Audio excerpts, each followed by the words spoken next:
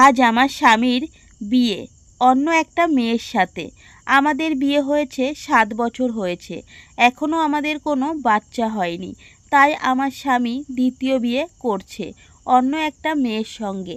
এখনও আমাকে ডিভোর্স দেয়নি বা একবারও ও আমাকে বাড়ি থেকে চলে যেতে বলেনি।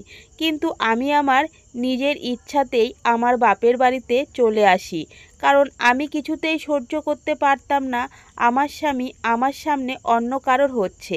বাবার বাড়িতে আসার 1 মাস পর আমার শরীরটা ভীষণ খারাপ হয়।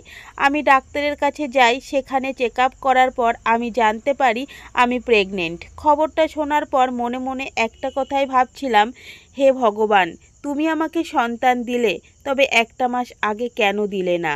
তাহলে আমার স্বামী আর অন্য কারোর হতো না, স্বামী আমারই থাকতো। বিষয়টা মাকে জানালাম। মা খুব খুশি হলো, বলল, দেখ তুই কি করবি, তুই যা করবি আমি তোর সাথে আছি। আমি বুঝতে পারছিলাম না আমি কি করব, বাবার বাড়িতে থাকবো না শ্বশুর বাড়িতে যাব। অবশেষে আমি সিদ্ধান্ত নিলাম আমি শ্বশুর বাড়িতে যাব। শ্বশুর বাড়ি গিয়ে আমার স্বামীকে সব কথা খুলে বললাম। সে খুব খুশি হলো। সে বলল, তুমি এখানেই থাকো, আমি তোমাদের দুজনারই খেয়াল রাখবো। শ্বশুরবাড়িতে গেস্ট রুমে থাকার ব্যবস্থা করে দিল। আমাকে শ্বশুরবাড়িতে কেউ আর আগের মতো ভালোবাসতো না, আমার সাথে কেউ আগের মতো আর কথা বলতো না। সবাই নতুন বউকে নিয়েই ব্যস্ত। আমাকে রান্নাঘরে যেতে দেয় না। নতুন বউকে শাশুড়ি মা রান্নার কাজে সাহায্য করার জন্য ডেকে নেয়, কিন্তু আমাকে আর ডাকে না।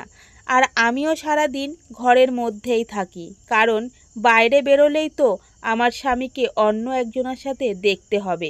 হঠাৎ একদিন আমার পেটে যন্ত্রণা শুরু হয়।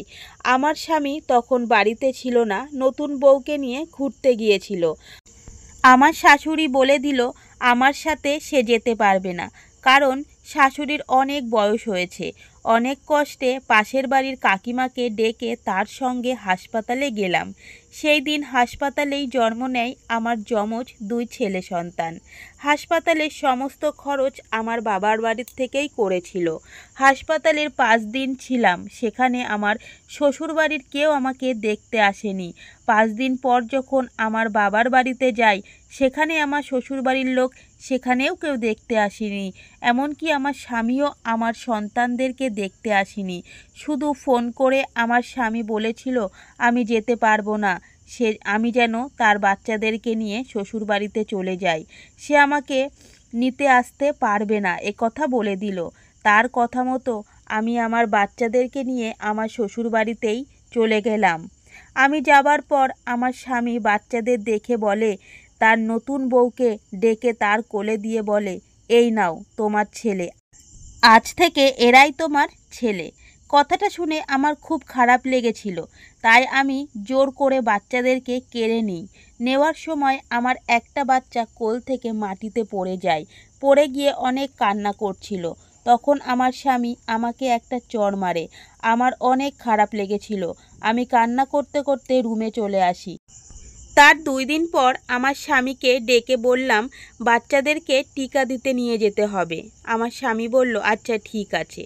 পরদিন সকালে আমার স্বামী আর তার নতুন বউ রেডি হয়ে এসে বলল, বাচ্চাদেরকে আমাদের কাছে দাও, আমরা টিকা দিতে নিয়ে যাব।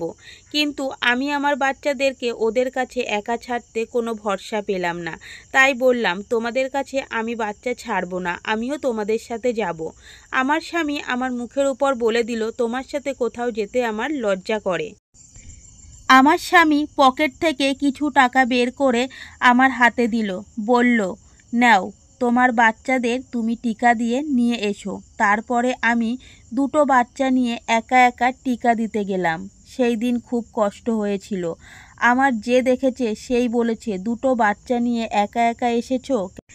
টিকা দেওয়ার শেষে আমি যখন বাড়িতে ফিরছিলাম, বাড়িতে ঢোকার আগে আমি শুনতে পেলাম আমার স্বামীর নতুন বউ নাকি কোনো দিন মা হতে পারবে না। তাই তারা সবাই মিলে পরিকল্পনা করেছে আমার 2টো বাচ্চার মধ্যে একটা বাচ্চা কেড়ে নেবে।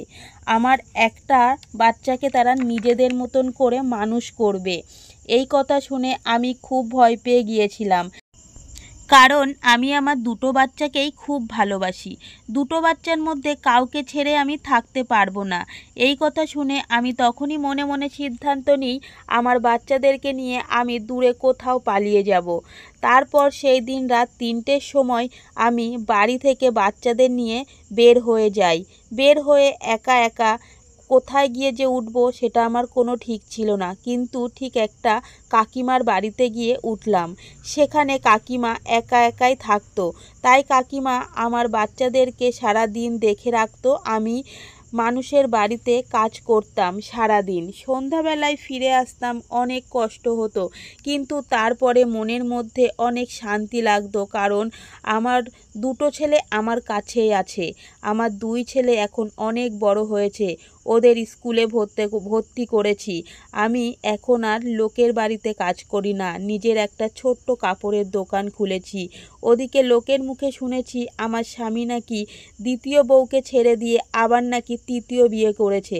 কথাটা শুনে আমার খুবই কষ্ট হলো না, কারণ আগে কথাটা শুনে কষ্ট হয়েছিল, এখন আর কোনো কষ্ট পাইনি।